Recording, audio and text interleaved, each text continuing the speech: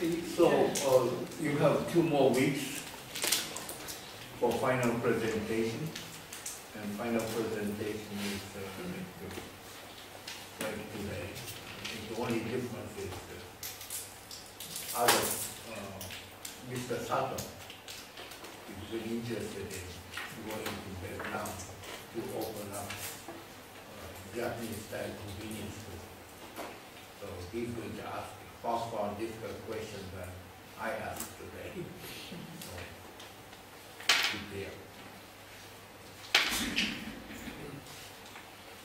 So, today is, I'd like to cover very, very quickly this reverse financial statement.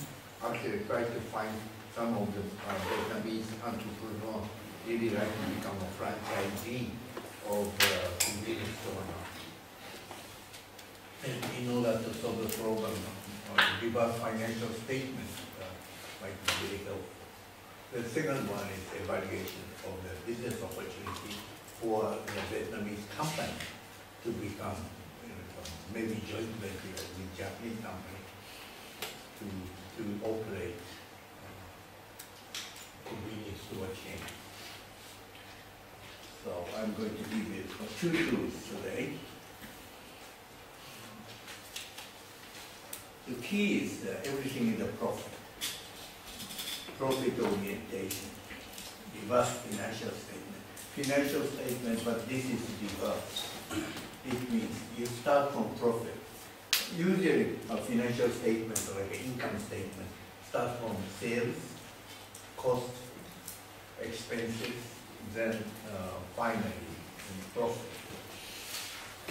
But this case, reverse financial statement, it starts from profit, the amount of profit you like to have it, then how much do you need for sales to create that profit. And then once you have profit and sales, then you have, if you subtract the from sales minus profit equal cost, right? This is allowable cost. So if you control the cost side, then you automatically can get a profit. That is reverse financial. And many people use this, especially entrepreneurs use this kind of technique. Big corporations never use this, but small companies use this reverse financial thing, especially when you wanted to pay tax, or you like to escape from tax. You calculate how much tax you like to pay. Then you can play around with your expense and then also sales. Well, it's very difficult to play with sales, but you can play with the expense. Then you can control the amount of tax you're going to pay. That is the usual way the SME owner to do it. But same kind of ideas. So reverse financial statement. So from bottom line, right? Bottom line up, from top down, or this is bottom line approach to the financial statement. Okay. So,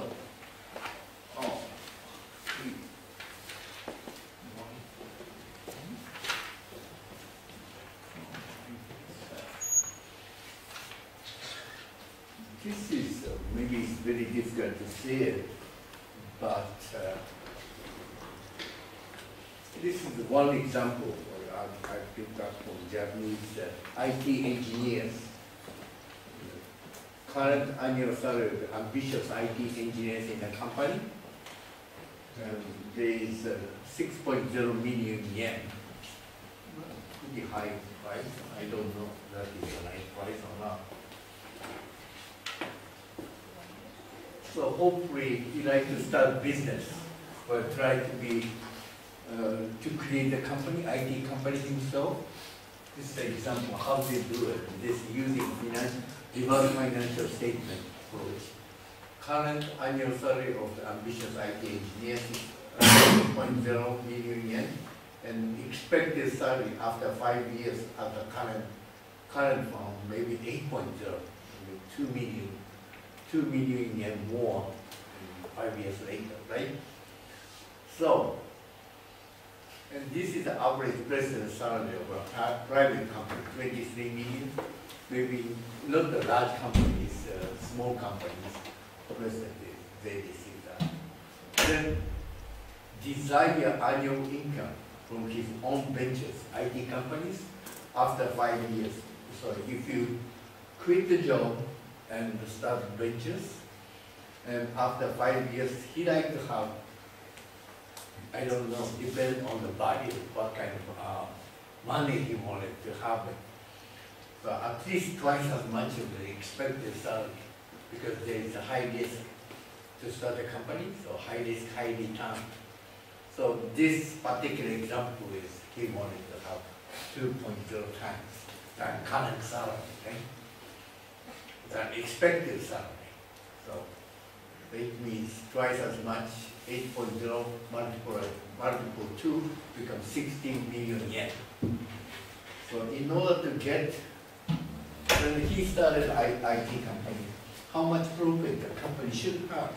But usually, if you get the money from family or other family, from friends, at least they like to see the company profit bigger than president's salary, right? No? Otherwise, stockholders are mad because all the president gets their own salaries from the profit. The profit, they must show the profit. Profit should be bigger than his president's salary. You know?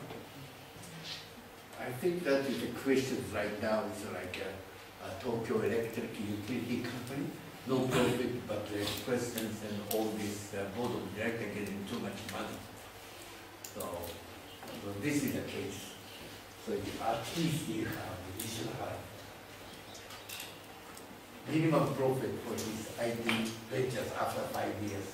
So at least 16.0 million yen.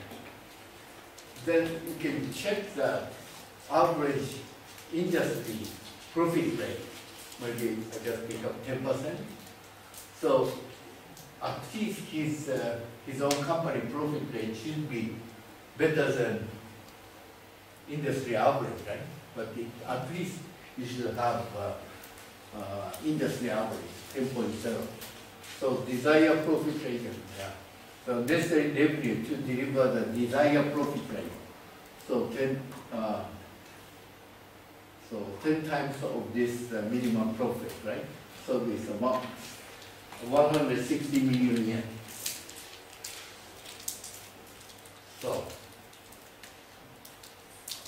that is the necessary revenue. This is the sales. Then allowable cost to deliver necessary revenue is you did subtract from this desired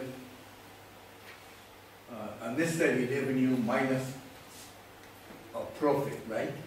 This one. So you have about 144 million yen. This is an allowable cost.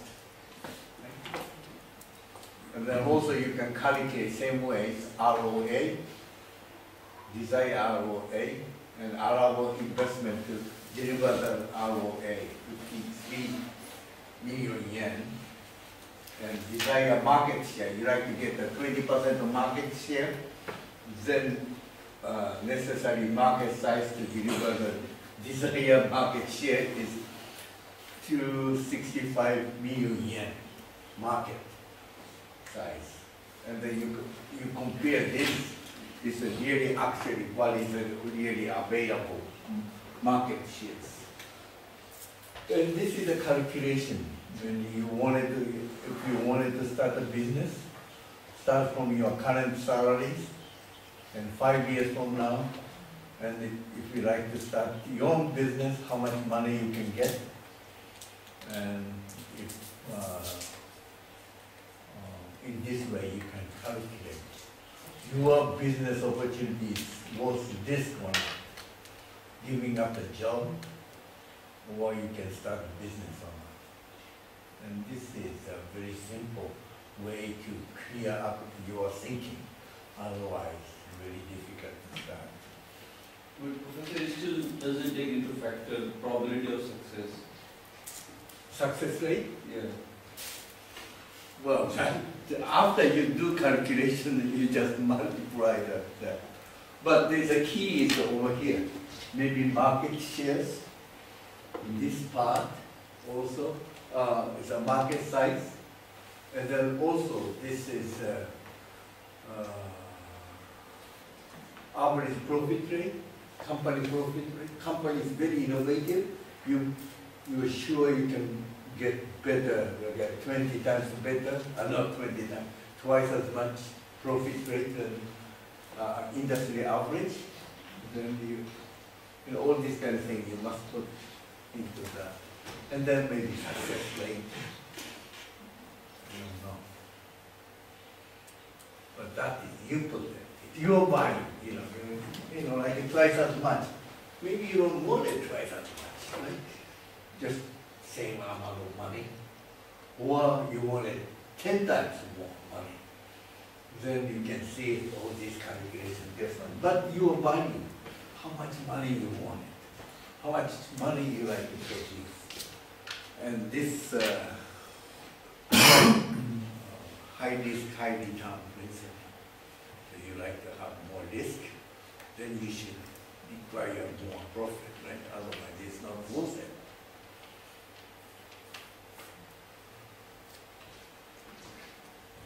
So it's very logical ways, and you can put your value system into it.